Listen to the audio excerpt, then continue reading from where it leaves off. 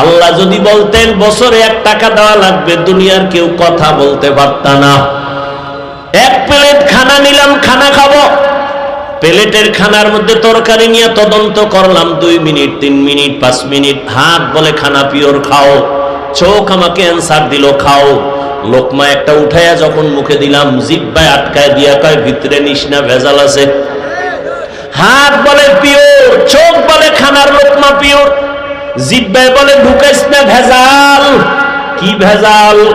হাত বলে ভেজাল নাই, চোখ বলে ভেজাল নাই, জিহ্বা বলে চিকন একটা চুল আছে লোকমার ভেতরে, চুল। লোকমাটা ফেলে দিলাম।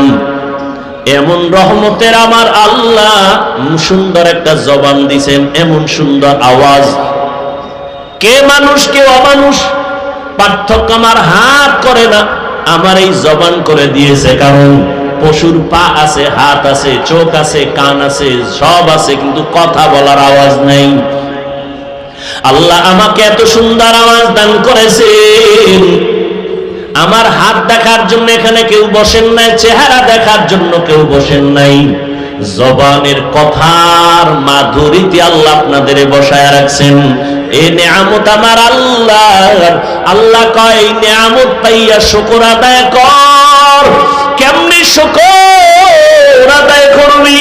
বলে জবানটা নাড়ায় নাড়ায় দরুদের আমল কর, তেলাওয়াতের আমল কর, আলহামদুলিল্লাহর শুকর আদায় কর, তেলাওয়াত কর, জিকির কর, জবানের শুকর আদায় করো।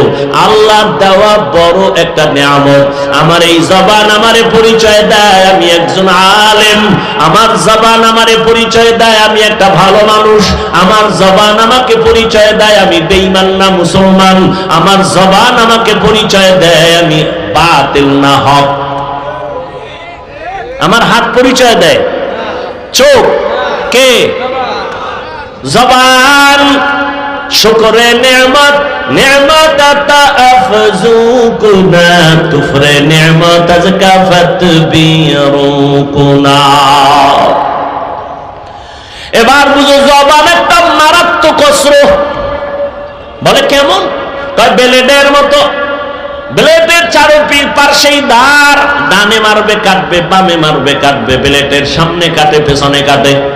জবানও ব্লেডের মতো, ধারালো অস্ত্রের মতো, ডানে মারে কাটে, বামে মারে কাটে, সামনে মারে কাটে, পেছনে মারে কাটে। বলে কেমন? জিহ্বাটা নাড়াইয়া নাড়াইয়া